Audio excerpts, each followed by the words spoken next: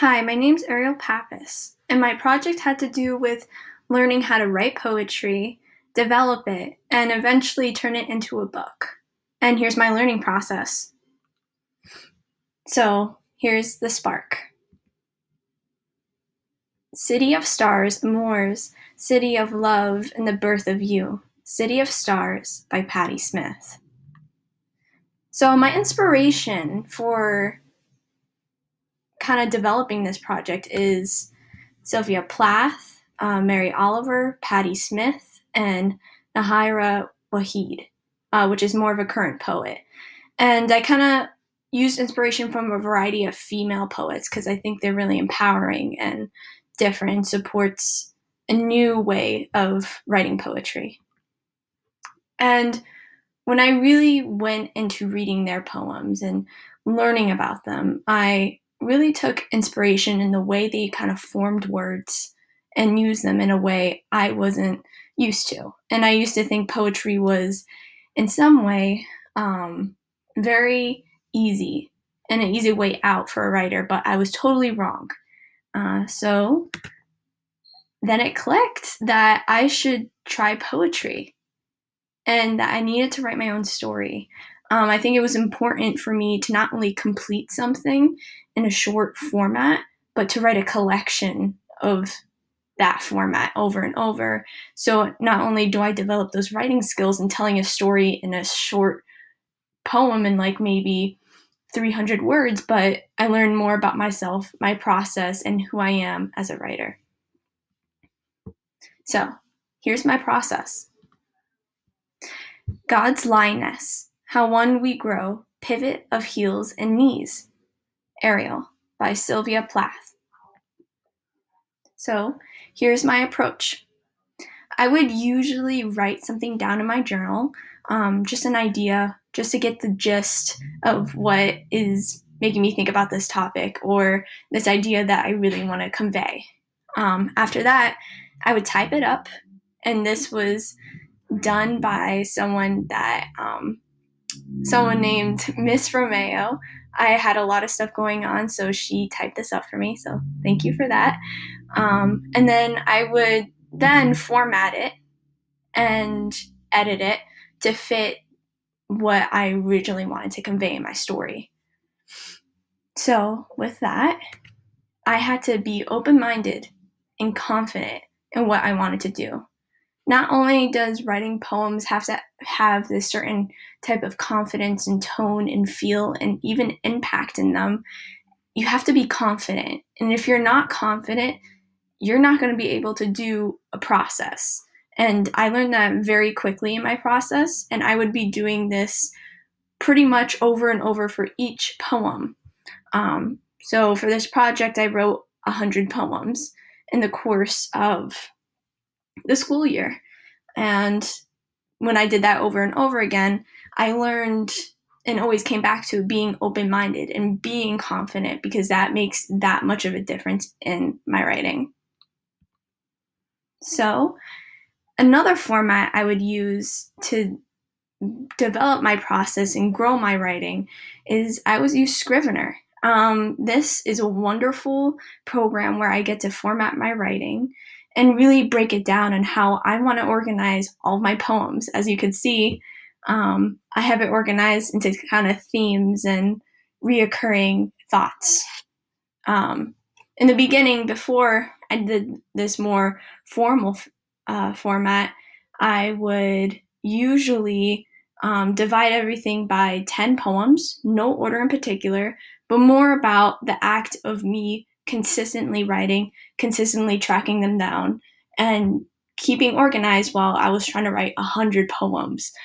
So this is just a sample of the more modern format, but you could see some of the poems I've written.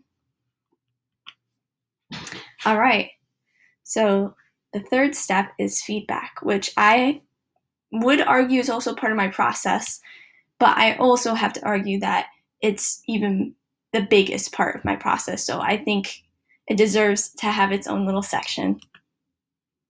Be easy. Take your time. You're coming home to yourself. Nahira Waheed.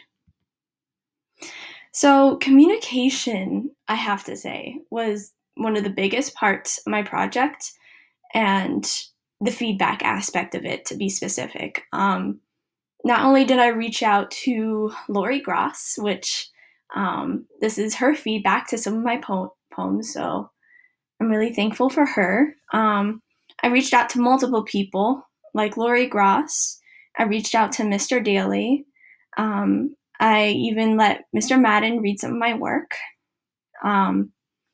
And other people from other groups I'm in. So it's really an honor to get feedback and communicate, because not only did I learn flexibility, I learned how to be persistent in my writing. Now, getting feedback could be really disheartening, and you sometimes hate the world because you think your writing's not the best.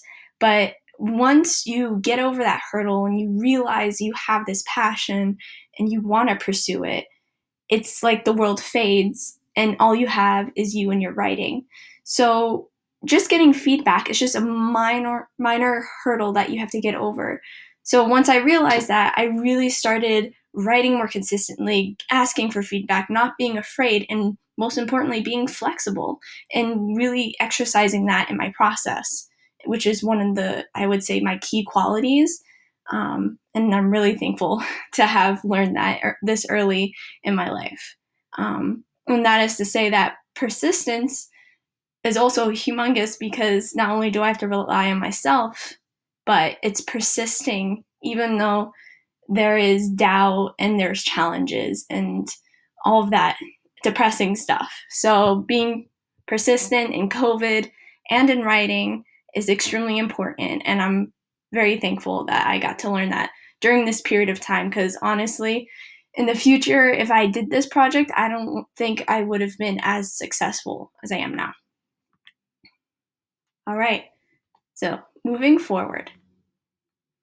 The world offers itself to your imagination, called to you like the wild geese, harsh and exciting over and over, announcing your place in the family of things.